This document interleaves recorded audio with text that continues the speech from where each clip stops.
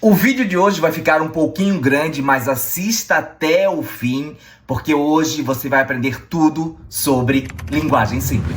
Bom, linguagem simples é uma causa social e uma técnica de comunicação. Como causa social, a linguagem simples defende o direito do cidadão de obter as informações que são de relevância para ele, principalmente as informações públicas emanadas aí do setor público. Por exemplo, se uma sentença judicial, se ela for escrita com linguagem simples, a probabilidade de o leitor entender os termos da sentença é muito maior. Como técnica de comunicação, o objetivo da linguagem simples é fazer com que o leitor consiga ler o documento, entender o documento e usar a informação constante dele. O propósito da adoção de uma linguagem simples é fazer com que o leitor gaste energia mental para entender a informação, não para decifrar a mensagem. Olha só uma coisa importante, hein? A linguagem simples coloca o leitor em primeiro lugar. Nem precisaria, né, gente? Vir essa história aí de linguagem simples para dizer isso. Quando a gente escreve, a gente sempre deve visar o leitor em primeiro lugar. Mas, enfim, a linguagem simples foca no leitor, foca no público-alvo. Quem deve escrever com linguagem simples? Todo mundo? Judiciário, os advogados, todo mundo deve escrever com linguagem simples?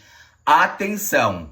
Pela documentação que eu já li existente sobre linguagem simples, essa adoção é sobretudo por parte dos setores públicos, executivo, judiciário, legislativo. Aqui tá uma coisa importante, hein? Você, advogado, deve escrever com linguagem simples, não necessariamente de acordo com esses documentos, com esses textos, com essas normativas que há sobre a linguagem simples, não necessariamente deve escrever com linguagem simples. Por quê? Porque a linguagem simples visa o público-alvo. O público-alvo do advogado, o principal, quem é?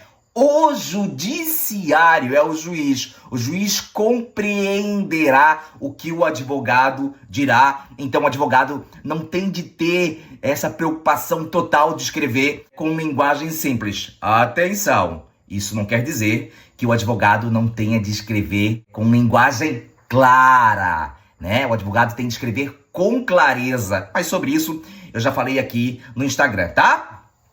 Em resumo, linguagem simples é para ser adotada principalmente pelos setores públicos aí, em sentido bem amplo. Essa história aí de adotar linguagem simples é coisa do Brasil? Só do Brasil? Não, gente. Isso aí veio dos Estados Unidos e do Reino Unido, que desde a década de 40 já adota a linguagem simples. Então, gente, isso aí não é coisa do Brasil não, hein? Isso aí é coisa antiga. E até anotei uma colinha aqui, ó. Olha só os países que têm normativa sobre a linguagem simples. Estados Unidos, como eu falei, Argentina, Colômbia, Suécia e Nova Zelândia. Linguagem simples não é coisa só do Brasil, não. Existe lei indicando o uso da linguagem simples? Sim, já existe lei indicando aí o emprego da linguagem simples. Também colei aqui, ó, Lei de Acesso à Informação, Lei Brasileira de Inclusão, Lei Geral de Proteção de Dados, Lei do Governo Digital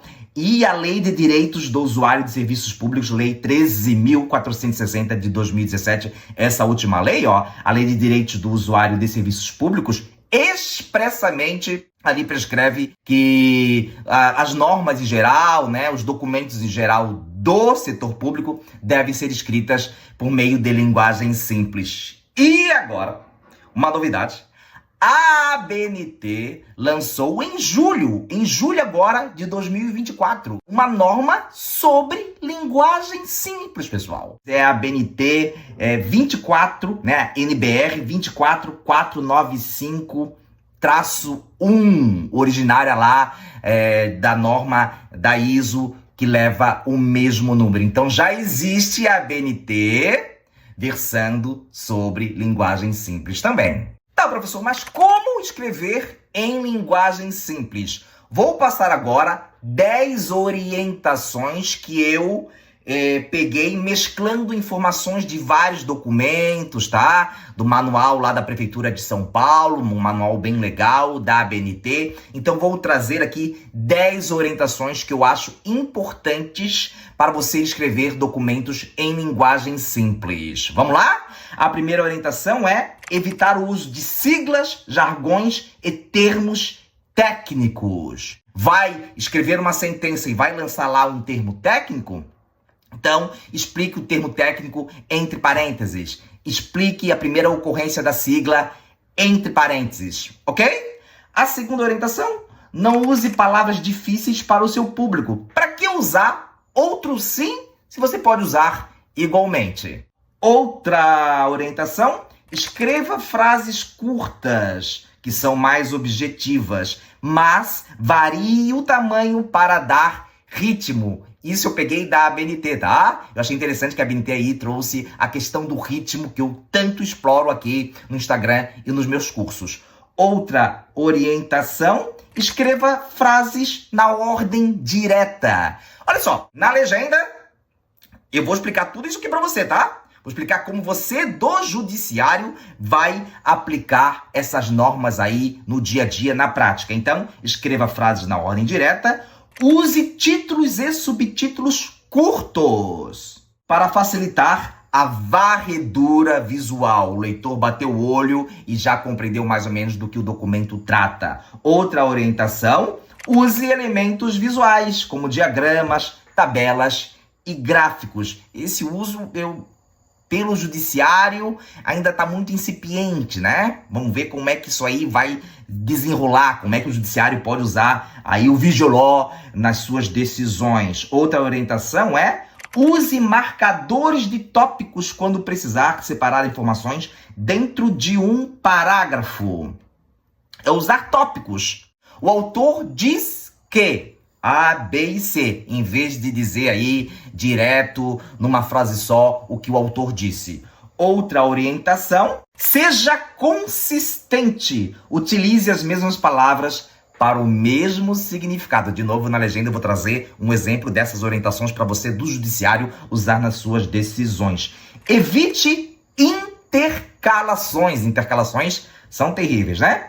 Use voz ativa sempre que possível. De novo, na legenda, eu vou trazer um exemplo de tudo isso aqui para você que trabalha no judiciário, como você deverá escrever, ou não é deverá, né, porque não existe uma obrigação, como você escreverá para que seu público compreenda melhor a sua mensagem. Já gostou? O vídeo ficou um pouquinho grande, né? Mas valeu a pena, eu tenho certeza. Já gostou? Curta e comente.